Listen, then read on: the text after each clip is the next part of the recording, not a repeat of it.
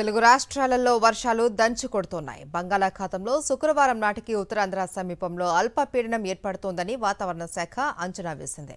ఇప్పటికే కోస్తా జిల్లాలో జోరుగా వానలు కురుస్తున్నాయి. ఇక తెలంగాణలో హైదరాబాద్ సహా పలు జిల్లాలలో ఎడతెరిపి లేని వర్షాలు పడుతున్నాయి.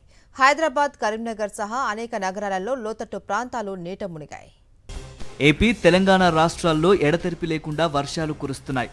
ఎగువ ప్రాంతాలలో కురిసిన వర్షాలతో ప్రాజెక్టులన్నీ నిండుకుండల్లా మారాయి. అదే సమయంలో బుధవారం ఏర్పడాల్సిన అల్పపీడనం కాస్త ఆలస్యమైనట్లు విశాఖలోని వాతావరణ శాఖ తెలిపింది. ఉపరితల ఆవర్తనం కారణంగా శుక్రవారం నాటికి ఉత్తరాంధ్ర సమీపంలో అల్పపీడనం ఏర్పడవచ్చునని అంచనా వేసింది.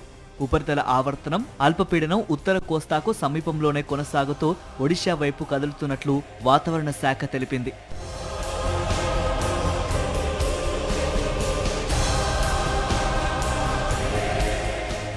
అల్పపీడన ప్రభావంతో గురువారం నాడు ఏపీలోని కోస్తా జిల్లాలన్నింటా విస్తారంగా వర్షాలు పడుతున్నాయి.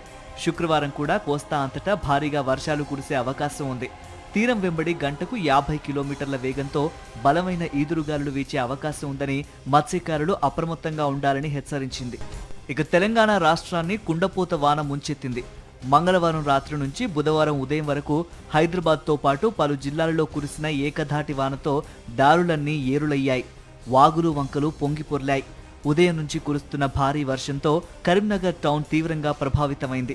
ఆకాశానికి చిల్లు పడినట్లు ఉదయం 6 గంటల నుంచే వాన విరుచుకుపడడంతో నగర వీధులన్నీ జలమయమయ్యాయి. లోతట్టు ప్రాంతాలు నీట మునిగాయి.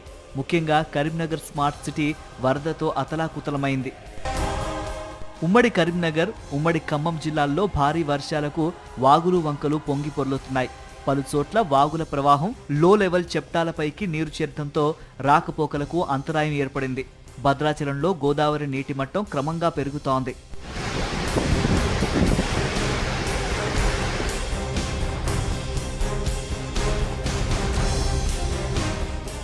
ఖమ్మం జిల్లా చిన్నమండవ వద్ద మున్నేటి లంకలో 5గురు పశువుల కాపరులు గేదెలు మేపేందుకు వెళ్లారు.